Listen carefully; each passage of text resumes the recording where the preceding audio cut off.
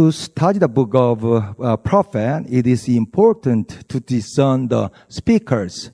Who is speaking now? God or the prophet or any other person? Sometimes it is unclear, so it is not easy to discern clearly. But relatively, the content is very simple. Usually, there are three big themes in the book of prophets. First, the revealing of Israel's sins. Second, the proclamation of the judgment to Israel. The third theme is the restoration of Israel. And above all, sometimes there is the words from the prophet himself. Sometimes it was a prayer. Sometimes it was a lamentation. Or sometimes it was the prophet's event for himself. Today's text starts with the lamentation from the prophet himself. 선지서를 공부하는 게 참 복잡하거든요. 그래서 선지서는 잘 강의를 안 하죠. 설교 말씀을 잘 안 하죠. 몇 가지 중요한 말씀 뽑아서 아주 유명한 말씀 설교를 하지, 이게 설교를 잘 안 해요. 왜냐하면 어렵기 때문에 그래요. 제일 어려운 게 뭐냐면 그 말하는 사람이 누군가가 어려워요. 분명하게 하나님께서 말씀하셨느니라 라고 나오는 건 하나님의 말씀이에요. 근데 어떤 거는 이게 선지자가 말하는 건지, 아니면은 하나님이 말하는 건지, 아니면 다른 사람의 말인지, 아니면 사탄의 말인지, 요게 혼동될 때가 있어요. 클리어하지가 않아요. 기도하시면서 그런 것들은 하나님이 어떻게 우리 마음 가운데 감동을 주시는가 알아보시면 좋고요. 만약에 그렇지 않으면 그냥 내버려둬도 좋아요. 화자를 말하는 사람을 구분하는 것은 조금 복잡한 면이 있는데요.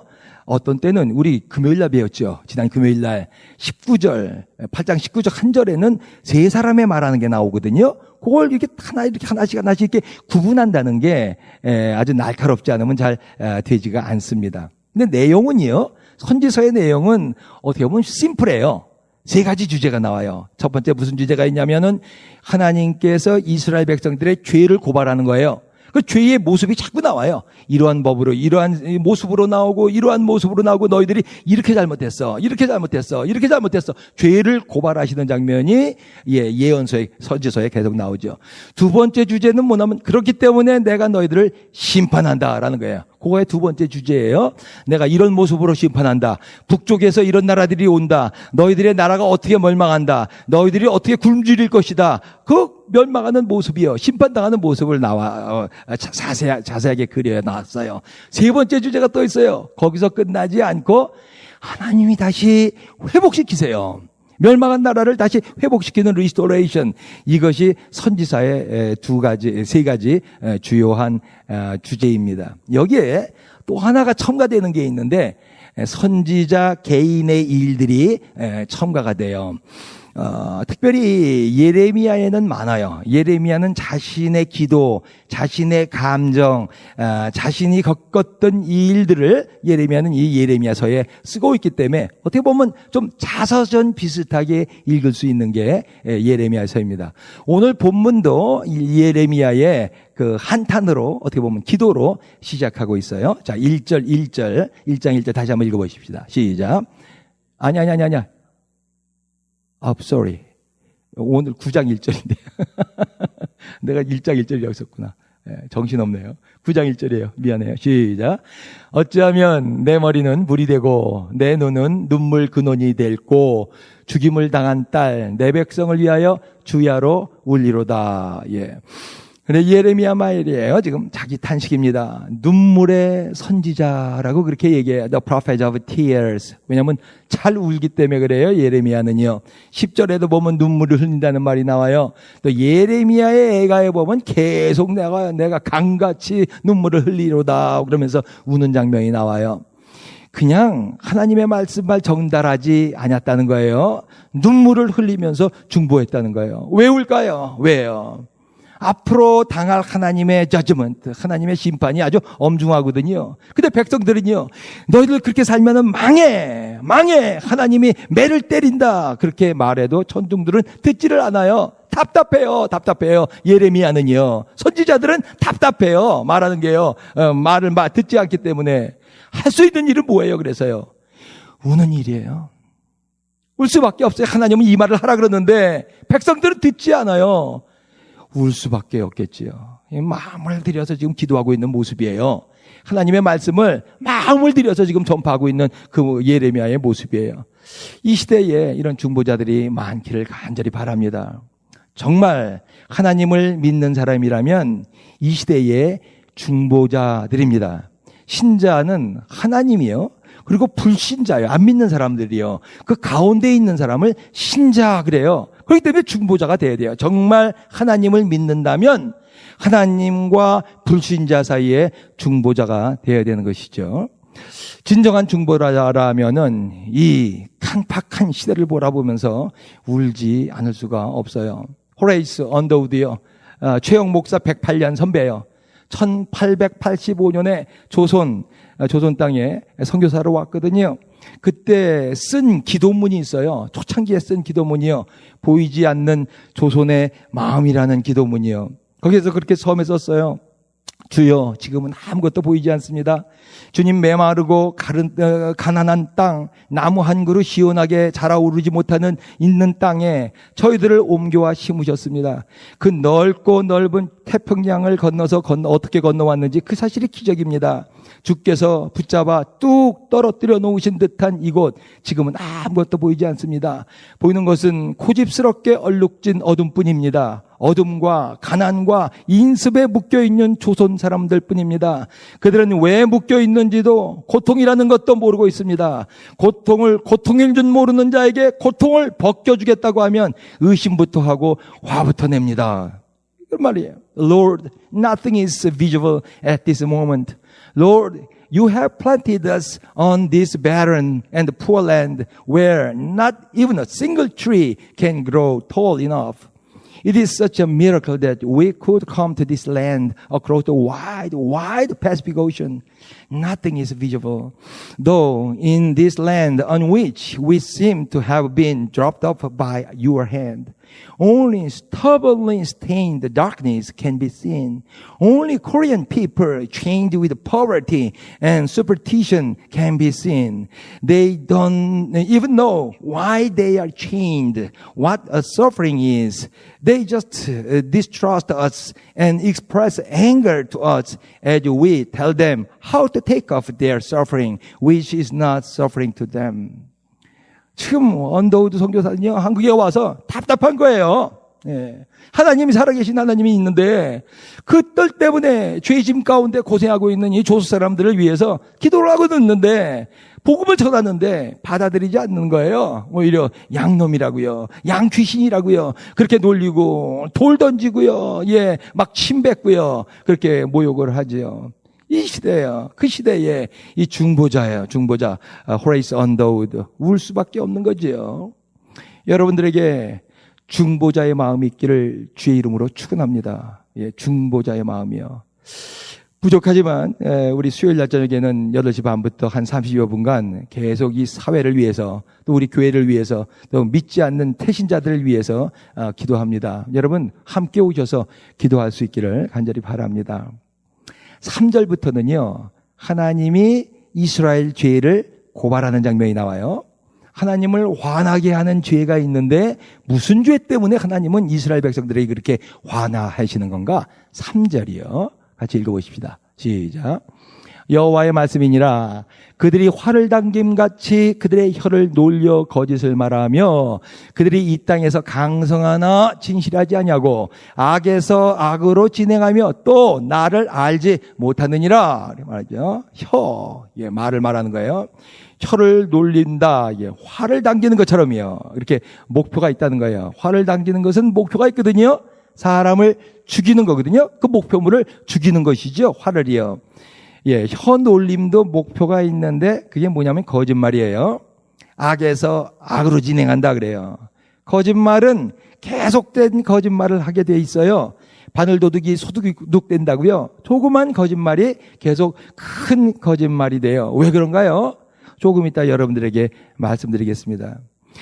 예레미야 시대는 거짓말이 이게 심각한 문제였어요. 예루살렘의 거짓말이요. 그래서 4절에서 보니까 또 뭐라고 말씀하세요? 4절에 너희는 각기 이웃을 조심하며 어떤 형제든지 믿지 말라. 형제마다 완전히 속이며 이웃마다 다니며 비방함이라. 형제를 믿지 말래요. 가족들을 믿지 말래요. 왜요? 거짓말하기 때문에. 서로 비방하고 다니기 때문에. 아주 불신자가 저러면 모르겠는데 저 사람들은 다 누구냐면 하나님을 믿는 예루살렘 사람들이에요. 잘 믿는 사람들이에요. 그렇기 때문에 가증스럽다는 것이죠. 5절에 보세요. 그들이 각기 이웃을 속이며 진실을 말하지 아니하며 그들의 혀로 거짓말을 말하를 가르치며 악을 행하기에 지치거늘. 그 다음 절 또 보세요. 내가 사는 곳이 속이는 일 가운데 있도다. 그들은 속이는 일로 말미암아 나를 알기를 싫어하느니라. 여호와의 말씀이니라. 계속해서 말씀하시는 게 뭐예요? 거짓말이야. 계속 이런 말이 나와요. 활을 당긴 같이요. 거짓말로다가 사람들한테 막 쏘아버린다는 거예요. 하나님은요, 이런 백성들을 어떻게 하는데 그냥 그래 좀 그만해라 이렇게만 말씀하시지 않아요. 거짓말을 어떻게 하시는가? 9절이요. 9절. 시작. 내가 이 일들로 말미암아 그들에게 벌하지 아니하겠으며 내 마음이 이런 나라에 보복하지 않겠느냐. 여호와의 말씀이니라. 아까 말씀드렸죠? 죄의 고발과 그다음에는 심판의 선고. 요 두 가지가 계속 이렇게 반복돼서 나오는 거예요. 그것이 선지서입니다. 하나님은 지금 너희들을 내가 심판하겠다라고 결정을 했어요. 그 죄는 뭐냐면 거짓말이에요. 속이는 것이요. 아까 말씀드린 대로 죄의 고발과 또 심판을 선언하는 것이 자꾸 반복돼서 나오는데 예레미야도 그렇고요. 다른 선지서에서 반복해서 하나님께서 지적하는 이스라엘의 죄, 일반적인 죄, 가장 큰 죄. 우리도 그래서 선지서에서 이스라엘의 죄 그러면 그거를 알고 있는데 그게 뭐냐면요. 자, 9장에도 나오죠. 13절, 14절 나와요. 시작. 여호와께서 말씀하시되 이는 그들이 내가 그들의 앞에 세운 나의 율법을 버리고 내 목소리를 순종하지 아니하며 그대로 행하지 아니하고 그 마음의 완악함을 따라 조상들이 자기에게 가르친 바알들을 따랐음이라. 이거예요. 이것이 일반적으로 나오는 이스라엘의 죄예요. 하나님의 말씀, 율법을 순종하지 않았다. 그리고 바알, 다른 신을 경배했다. 이것이죠. 이것이 예레미야에 보면요. 1장서부터 52장까지가 여러 번 반복돼서 나오는 주제인데요. 근데 오늘 읽은 9장의 3절서부터 9절은 좀 특별한 고소예요. 하나님께서 특별한 걸 고소하는데 뭐예요? 거짓말을 고소해요. 거짓말. 우상숭배가 아니에요. 이웃을 속였다. 이것을 지금 고소하고 계세요. 이 일이 심판의 이유가 되는가? 이게 좀 그렇게 큰 죄인가? 한 주간 동안 제가 묵상하면서 생각했던 것은 요거예요. 그렇게 큰 죄인가? 다 조금씩 다 거짓말을 하면서 사는 거 아니야? 근데 우상숭배도 아니고 말이야. 이 거짓말 때문에 하나님께서 이스라엘 심판을 결정하시는 건가 말이죠. 하나님은 거짓말을 싫어하세요. 왜요? 왜 거짓말을 싫어하시는가? 한참 묵상하다가 생각되는 것이 있었어요. 거짓말은 어디서부터 시작되는가? What is the origin of the liar? 요한복음 8장 44절 한번 보십시다. 요한복음 8장 44절이요. 시작. 너희는 너희 아비 마귀에게서 났으니 너희 아비의 욕심대로 너희도 행하고자 하느니라. 그는 처음부터 살인한 자여 진리가 그 속에 없으므로 진리에 서지 못하고 거짓을 말할 때마다 제 것으로 말하나니 이는 그가 거짓말쟁이요 그의 아비가 되었음이라. 거짓의 아비가 되었음이라. 예수님께서 이스라엘 백성들에게 얘기하시는 거예요. 뭐라고 말하냐면요. 너희들은 아브라함의 아들이라고 그러지 말아라. 너희들은 마귀의 아들들이야 라고 얘기하는 거예요. 마귀가 누구라고요? 마귀는 거짓말쟁이요 거짓의 아비가 된다. 그렇게 얘기하는 거예요. 그러니까 거짓말은 어디서 나오냐면요. 마귀부터 나오는 거예요. 마귀부터 나오는 거예요. 사탄부터 나오는 거예요. 거짓말이라는 게. 정말 그런가? 성경에서요, 처음 나온 거짓말이 어디 있는가 한번 보니까, 창세기 3장에서 처음 나와요. 하나님께서 아담과 하와한테 에덴 동산에 그랬잖아요. 그 동산 중앙에 있는 과일 실과의 나무를 먹지 말라. 먹는 날에는 너희가 정령 죽으리라. You will surely die. 그랬거든요. 근데 3장 4절에서 사탄이요, 뱀으로 나타나서 하와에게 뭐라 그래요? You will not surely die. 너희는 정령 죽지 않는다라고 말하는 거예요. 거짓말이지요. 거짓말. 이 성경에 쓰여 있는 첫 번째 거짓말이에요. 거짓말은 마귀로부터 나오는 거예요.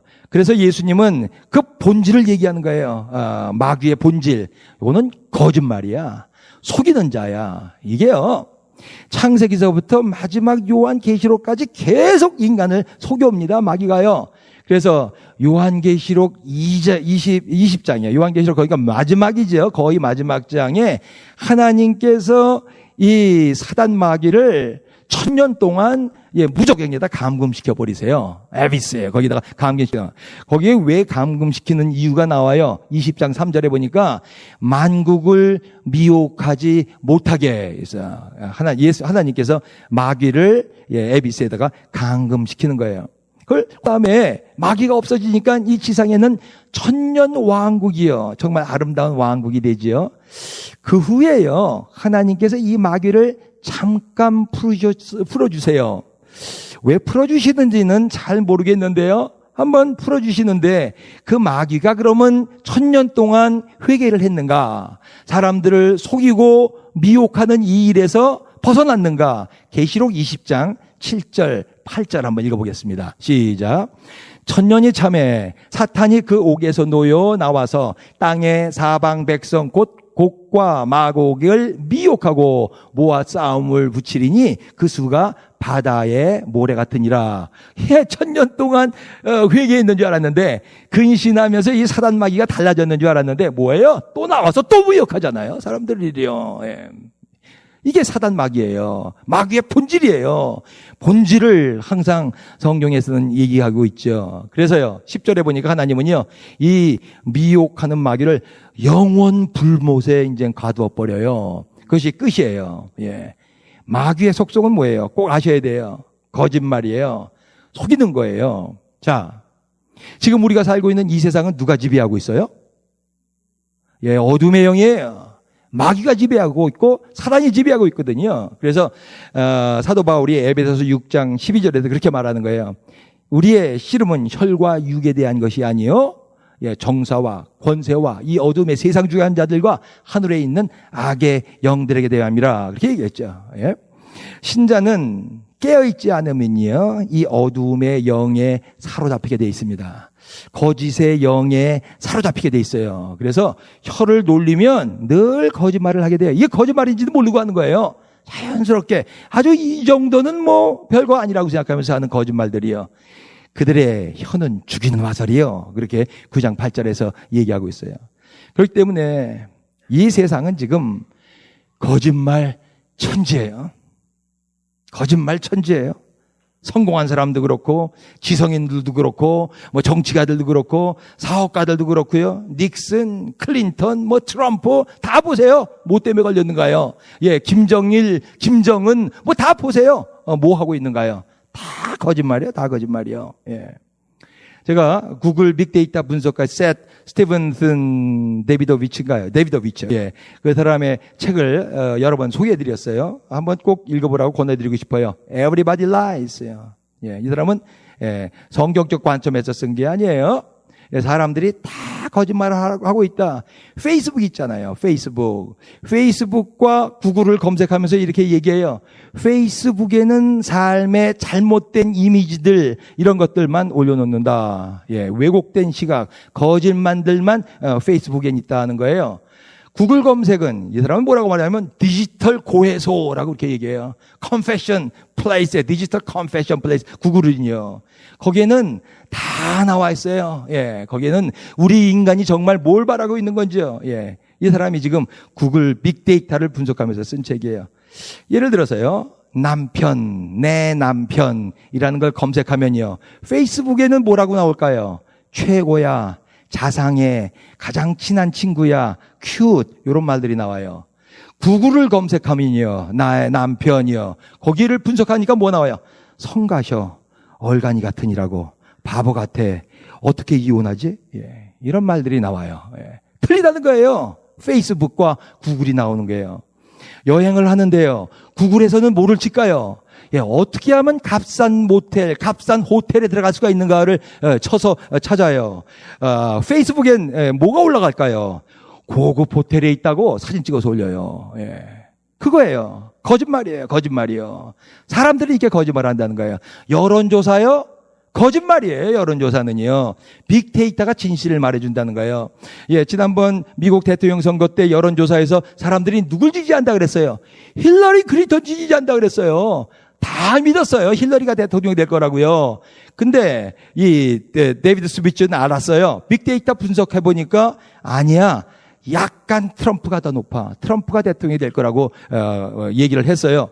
그때는 누구도 안 믿었죠. 그 빅데이터가 그렇게 중요하다는 것을. 예, 그렇게 됐거든요. 그러면서 쓴 책이에요. Everybody lies. 모두 거짓말이에요.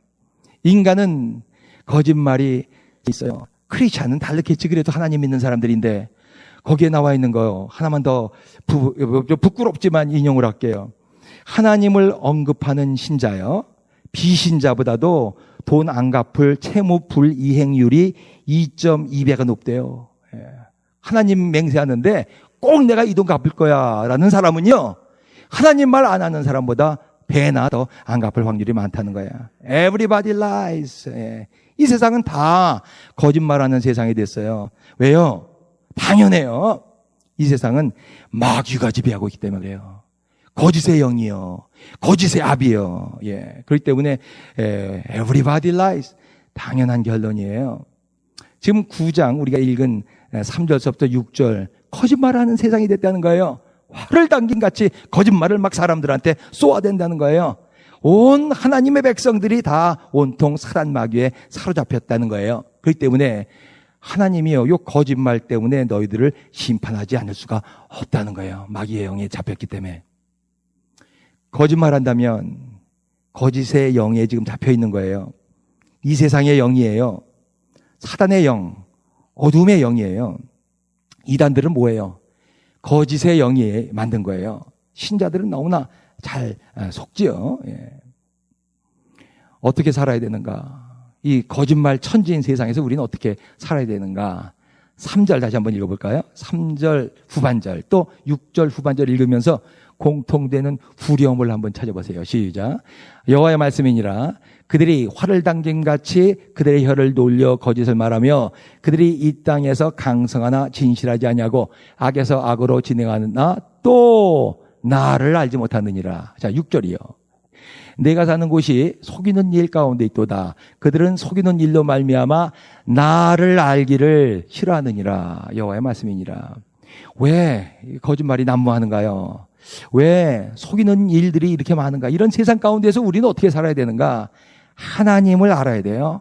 하나님은 진리이시기 때문에 하나님 안에는 거짓이 없어요. 하나님이 말씀하시는 것은 다 진리거든요. 그러니까 하나님을 똑바로 알면은 우리는 거짓이 없습니다. 자, 요한복음 8장 31절에서 예수님께서 하시던 말씀 한번 읽어보십시다. 시작.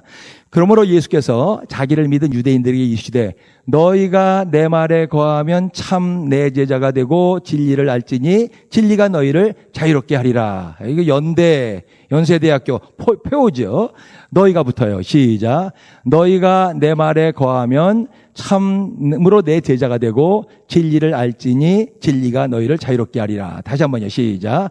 너희가 내 말에 거하면 참으로 내 제자가 되고 진리를 알지니 진리가 너희를 자유롭게 하리라. 하나님을 안다는 것은 하나님의 말씀을 안다는 거예요. 예, 하나님은 진리예요. 진리의 영은 오직 하나님에게만 있습니다. 하나님의 말씀은 사탄의 말보다 달콤하지 않을 수가 있어요.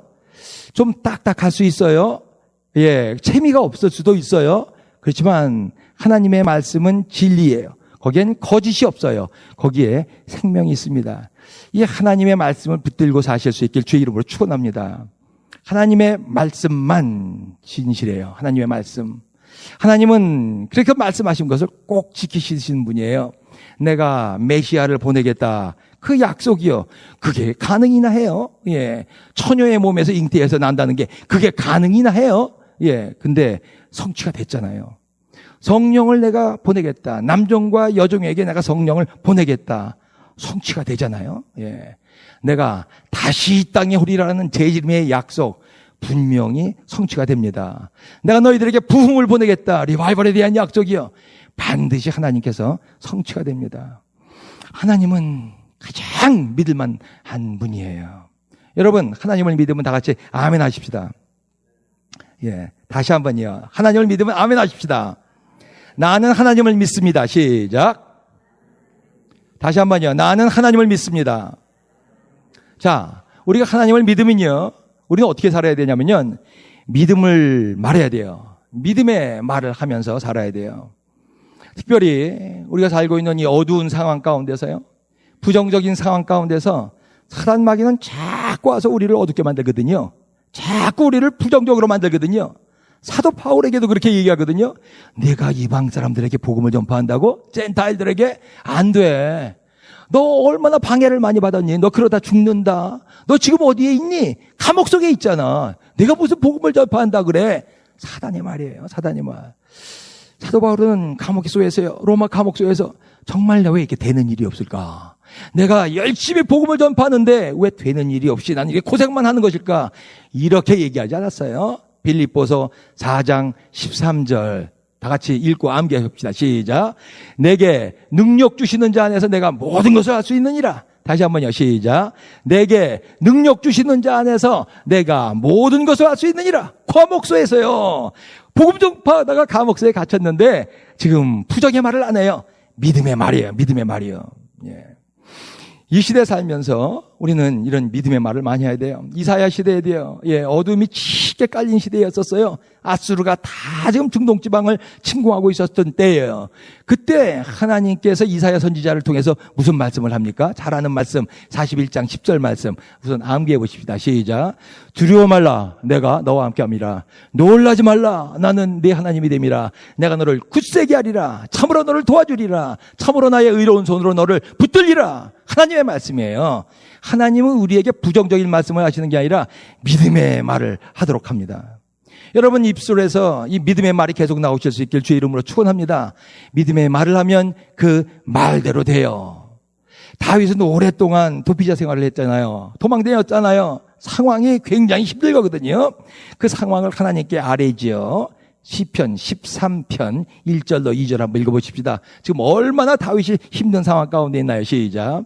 여호와여 어느 때까지니까 나를 영원히 잊으시나이까? 주의 얼굴을 나에게서 어느 때까지 숨기시겠나이까? 나의 영혼이 번민하고 종일토록 마음에 근심하기를 어느 때까지 오며 내 원수가 나를 치며 자랑하기를 어느 때까지 하겠나니까? 기다리고 하나님의 은혜를 기다렸는데 기도하고 기다리는데 되는 게 없어요. 계속 도망다녀야 돼. 계속 힘들고 어두워요. 예. 하나님께 얘기하는 거예요. 근데 이렇게 끝나지 않아요. 예. 끝은 어떻게 끝나냐고요? 예. 맨 마지막 구절 보세요. 시작. 나는 오직 주의 사랑. 다 같이 읽으십시다. 시작. 나는 오직 주의 사랑을 의지하여 싸우니 나의 마음은 주의 구원을 기뻐하리이다. 내가 여호와를 찬송하리니 이는 주께서 내게 은덕을 베푸심이로다. 예. 지금은 그렇게 어려운 상황 가운데 있으면서도 하나님의 믿는 이요. 하나님의 믿음의 말을 하죠. 믿음의 말대로 되는 거예요. 어떻게 됐어요? 구원받았잖아요. 찬양자가 됐잖아요. 예. 인류의 아주 위대한 찬양자예요. 그리고 위대한 왕이 됐잖아요. 언더우드요. 예. 1885년 25세의 젊은 나이로 정말 조선 땅에 그 뭐가 있었겠어요? 그 당시에. 예. 그 조선의 마음, 답답한 마음을 썼어요. 그런데요. 답답해요. 미치겠어요. 이렇게 끝났었다면 언더우드 기도는 실패예요. 자, 마지막 글 읽어 드리겠습니다. 그러나 주님 순종하겠습니다. 겸손하게 순종할 때 주께서 일을 시작하시고 그 하시는 일을 우리들의 영적인 눈이 볼 수 있는 날이 있을 줄을 믿나이다. 믿음은 바라는 것들의 실상이요 보지 못하는 것들의 증거니라고 하신 말씀을 따라 조선의 믿음의 앞날을 볼 수 있게 될 것을 믿습니다. 지금은 우리가 서양 귀신, 양귀자라고 손가락질 받고 있사오나 저희들이 우리 영혼과 하나인 것을 깨닫고 하늘나라의 한 백성 한 자녀임을 알고 눈물로 기뻐할 날이 있음을 믿나이다. 지금은 예배드릴 예배당도 없고 학교도 없고 그저 경계의 의심과 멸시와 천대함이 가득한 이곳이지만 이곳이 머지않아 은총의 땅이 되리라는 것을 믿습니다. 주여 오직 제 믿음을 붙들어 주세요. 이게 마지막 기도예요.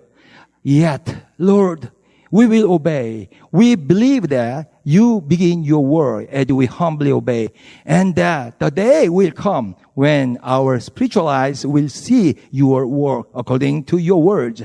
Faith is being sure of what we hope for and certain of what we do not see.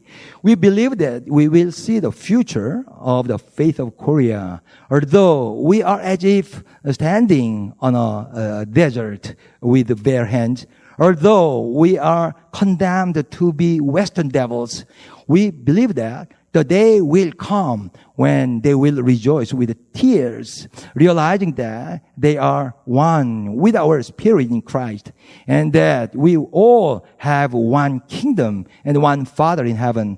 Although there is no church to worship you, no school to study, although this land is filled with the doubt of suspicion, contempt, and disdain, we believe that in the near future, this land will become a land of blessing.